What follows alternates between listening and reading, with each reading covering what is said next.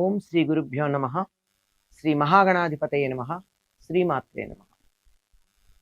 కర్కటే పూర్వ ఫల్గుణ్యాం తులసీకాననోద్భవాం పాండ్యే విశ్వంభరాం గోదాం వందే శ్రీరంగనాయకీం. నీళాతుంగస్తనగిరితటీ సుప్తముద్బోధ్య కృష్ణం పారార్జం స్వం శృతిశతశిరసిద్ధమధ్యాపయంతి స్వోచ్ఛిష్టాయాం స్రజనిగళితం యా బలాత్కృత్య భుంక్తే గోదా తస్యై నమ ఇదమిదం భూయ ఏవాస్తు భూయః.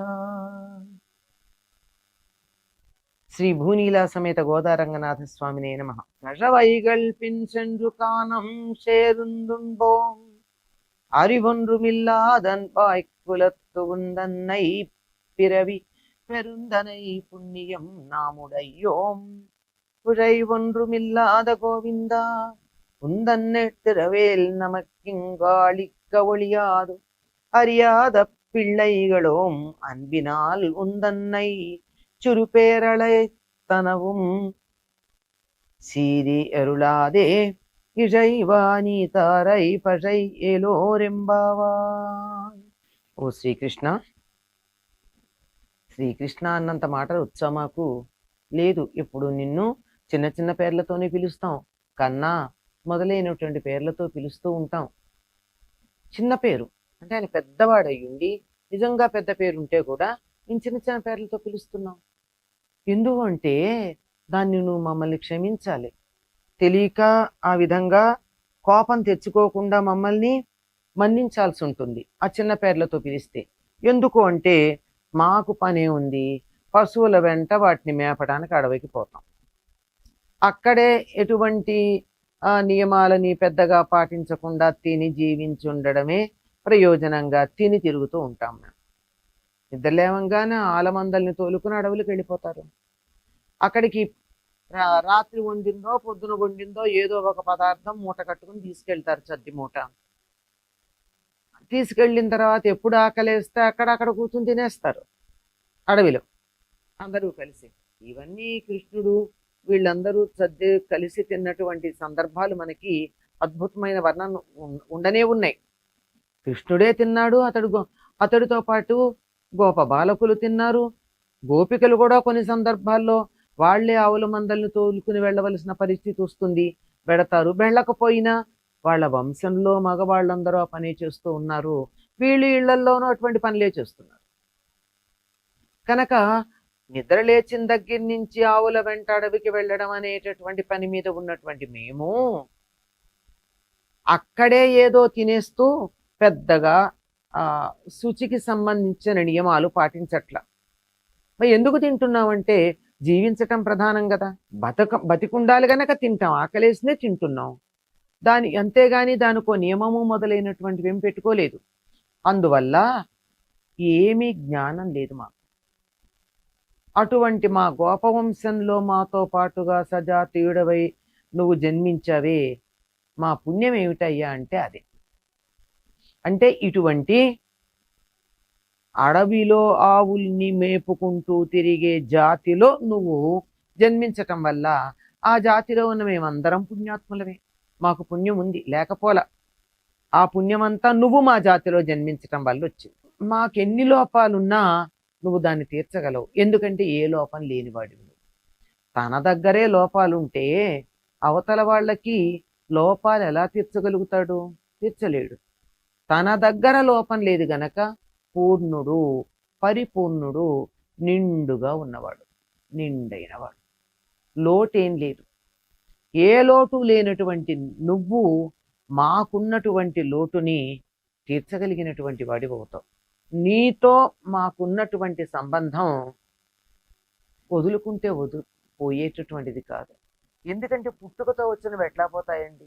స్నేహితులను వదులుకుంటామేమో, తోడబుట్టిన వాళ్ళని తల్లిదండ్రుల్ని వదులుకోలేమే. నీతో కలిసి మేము పుట్టాం, లేదా మాతో కలిసి నువ్వు పుట్టావు. మనది కలిసి ఒక చోటే, ఒక జాతిలోనే, ఒక ప్రాంతంలోనే, ఒక వంశంలోనే పుట్టినటువంటి చుట్టరికం కదా. వదులుకుందామంటే పోయేదేం కాదు, వదులుకోలేం కూడా. అంటే జన్మ జన్మాంతరాలలో కూడా ఉంటుంది అని ఒక సూచన. పైకి మాత్రం ఈ జన్మకి సంబంధించినట్టే కనపడుతూ ఉన్నాం. మేమెవరం లోక మర్యాదలు తెలియనటువంటి వాళ్ళం. ఎట్లా ఉండాలో తెలియదు. ఇంకా కుడి ఎడమ తెలియకుండా ఉన్నాం అని కూడా చెప్తారు. మాకు వెనక ముందు తెలియదు, కుడి ఎడమ తెలియదు, ఏమిటో మా పని చెయ్యాలని చేసేయడమే తప్ప దానికి శాస్త్రం ఏమీ మాకు తెలియదు, లోక మర్యాదలు తెలియవు. అందువల్ల నీ మీదున్న ప్రేమ కొద్దీ చిన్న చిన్న పేర్లు పెట్టి పిలిచాం. అంటే అందరూ శ్రీకృష్ణ అని అనలా, ఉట్టి కృష్ణ అని కూడా అనలా. శ్రీ తర్వాత చేర్చుకున్నాం మనం. గర్గ మహర్షి వచ్చి వీరికి పెట్టినటువంటి పేరు కృష్ణ. మేము చదువుకోలేదని అంటోంది ఈవిడ, మా జ్ఞానం లేదంటోంది. కానీ గర్గ మహర్షి మొదలైనటువంటి వారు తరచుగా వీరి గొల్లపల్లెలకు వచ్చి వీరికి విద్యాబోధన చేసి పెడుతూ ఉండేవాళ్ళు. జ్ఞానం లేకుండా ఏం పోలా ఉన్నది, కానీ లేదని చెప్తోంది. ఒక రకమైన వినయం అనుకోవాలి, లేదా వంశ మర్యాదను నిలబెట్టడం అనుకోవాలి. కృష్ణ అని గురువులు పెట్టినటువంటి పేరుతో కాక కన్న, చిన్న లాంటి పేర్లు పెట్టి మేము పిలుస్తూ ఉన్నాను నిన్ను. ఎందువల్ల? చులకన వల్ల కదా, ప్రేమ వల్ల. చులకనైతే ఏరా పోరా అంటారు, ప్రేమ అయితే చిన్న, కన్న, పొట్టి, పొన్న ఇలాంటి పదాలు వాడతారు. ఇలాంటి పేర్లతో నిన్ను మేము చాలా పేర్లు పెట్టి పిలిచాము, దానికి ఏం కోపం తెచ్చుకోకే. అంటే నేను ఇంత గొప్పవాణ్ణి, మహానుభావుణ్ణి, వేదవేద్యుణ్ణి, ఇంత పండితులందరూ వచ్చి నన్ను కీర్తిస్తున్నారు, మీరేమిటి ఇలాంటి చిన్న చిన్న పదాలు వాడి చిన్న చిన్న మాటలతో నన్ను బాధ పెడుతున్నారు అని అనుకోకుండా ఉండడం కోసం చెప్తున్నారు వాళ్ళు. మేము తెలియక నిన్నిలా రకరకాలైనటువంటి చిట్టి పేర్లతో పిలిచాము, దానికి ఏం కోపం తెచ్చుకోవద్దే. మమ్మల్ని మా మీద ఆగ్రహించకుండా అనుగ్రహించు. మా ఏమిటి అనుగ్రహించావు అన్న దానికి నిదర్శనం ఏమిటి? పర అనే వాయిద్యం వేయడమే. మేము వచ్చింది పర కోసం కదా, పర ఇచ్చావా, కోపం తెచ్చుకోలేదని అర్థం. ఇవ్వలేదా, కోపం ఉంది మా మీద. ఎందుకు కోపం? నీ పట్ల మేమేమి అపచారం చేయాల, కానీ చేసిన పొరపాటు ఏమిటంటే నిన్ను కూడా చిన్న పేర్లతో పిలిచి మాతో సాటివాడుగా చూసాం. కానీ నువ్వు అంతకన్నా ఎత్తు స్థాయిలో ఉన్నటువంటి వాడివి. అందువల్ల మేము కోరినటువంటి పర అనే వాయిద్యాన్ని మాకు ఇచ్చినట్టయితే మా వ్రతాన్ని పరిసమాప్తి చేసుకుంటాము అని గోదాదేవి చెప్తూ ఉన్నది. చెల్లందరి పక్షాన వారి మనోగతాలు కూడా ఇందులో పెనవేసి, స్వచ్చిష్టమాలికా బంధ గంధబంధురజిష్ణవే విష్ణు చిత్తతనూజాయై గోదాయై నిత్యమంగళం. స్వస్తి.